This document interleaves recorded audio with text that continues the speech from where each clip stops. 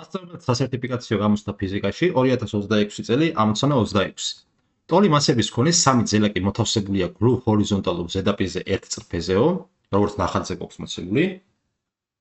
შუა ძელაკი უძრავია, ხოლო დანარჩენი ძელაკები მოძრაობენ შუა ძელაკისკენ მოდულით ტოლის სიჩქარეებით.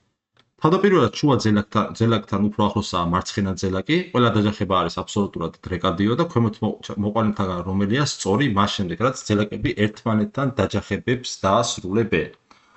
ხო, ეხლა გამომდინარე იქიდან რომ აქ ჩვენ გვეუბნებიან რომ ყველა ძელაკის მასა ერთმანეთის ტოლიაო და დაჯახებების აბსოლუტურად დრეკადიაო.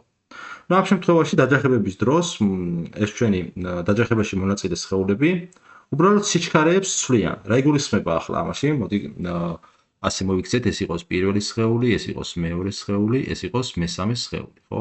ნუ პირობითად x ღერძით შემოვიტანოთ, x ღერძზე მიმართოთ ჰორიზონტალურად მარჯვნივ. გამომდინარე იქიდან რომ პირველი სხეული მეორე სხეულთან უფრო ახლოს არის და პირველის და მესამე სიჩქარეები ერთმანეთის ტოლია, შესაბამისად ახლოს ყოფი სხეული უფრო მალე შეეჯახებიან ერთმანეთს. კერძოდ, ეხლა ამის სიჩქარე უძრავიაო, შესაბამისად ამის სიჩქარე არის თავიდან პირველი შეჯახების დროს ნულის ტოლი, ხო? და შეჯახება რომ მოხდება, ნუ პირიქით პირველ სხეულს გაუხდება სიჩქარე. თავიდან მქონდა v, უნდა გაცვალოს სიჩქარეები, შესაბამისად პირველ სხეულს გაუხდება სიჩქარე პირველ დაჯახების დროს 0, ხოლო მეორე სხეულს გაუხდება v, ხო? და ეხლა ეს დაიწყებს აქეთ v სიჩქარით მოძრაობას, ხო?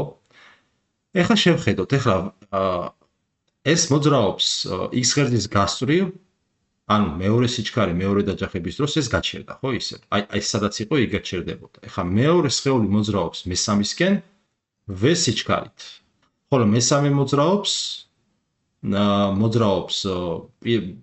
მეორისკენ აგრეთვე v სიჩქარით, ხო? ეხლა გეგმილებზე თუ გადავალთ ჩვენ, მესამე სიჩქარე გეგმილებში იქნება -v ტოლი, ხო? მესამე სიჩქარე. კი ბატონო, -v ტოლი იქნება, ხოლო თვითონ მეორე სიჩქარე v ტოლი გახდა. ეხლა როდესაც სიჩქარე მეორე და მესამე შორის დაჯახება მოხდება, ეხლა ესენის გაცვლიან, კერძოდ მეორეს გაუხდება, აი აქ ამათ შორის დაჯახება რომ მოხდება, ამისი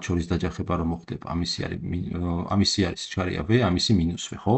დაჯახების შემდეგ მეორე სიჩქარე პირიქით გახდება -v ტოლი, ხოლო მესამე სიჩქარე გახდება v ტოლი. ანუ ეს წამოვა ისევ აქეთ და x ღერძის გასწვრივ გააგრძელებს მოძრაობას და ეს ისევ შემოbrunდება მეორე დაჯახების დროს და მარცხნივ წამოვა ისევ დახვდება პირველი სხეული, რომელიც გაჩერებული დავტოვეთ, ხო? პირველი დაჯახების დროს ეს გაჩერდა. შესაბამისად, მეორე რო დაეჯახება ახლა ამ პირველს, კიდე გაუცვლიან, ამის რო 0 ქონდა, ისევ 0 გაუხდება ამ ჩვენ მეორე სხეულს და საბოლოოდ ვიღებთ ესეთ სურათს, რომ ეს მოდის აქეთ v სიჩქარით x ღერძის გასწვრივ გააგრძელებს სვლას, ხოლო ეს აქეთ გამოაგრძელებს მოძრაობას v სიჩქარით და ეს ისევ უძრავი დაგრჩება. შესაბამისად, პასუხებს გადავხედავთ ახლა შუა ძელაკი მოძრაობს მარჯვნივ, არ არის სწორი. შუა ძელაკი მოძრაობს მარცხნივ, არ არის სწორი. შუა ძელაკი გაჩერებული იქნება მისი საწყისი მდებარეობიდან მარჯვნივ. არა, ისევ იქ მივიდა, სადაც იყო. შუა ძელაკი გაჩერებული იქნება მის საწყის მდებარეობაში. აი ეს პასუხი ნამდვილად სწორია. რაც შეეხება ეს შუა ძელაკი გაჩერებული იქნება მის საწყის მდებარეობიდან მარცხნივ. არა, რადგანაც ისევ იქ გაჩერდა, საიდანაც დაიწყო პირველი დაჯახების შემდეგ მოძრაობა. შესაბამისად, პასუხი გამოგვდის ამ შემთხვევაში D.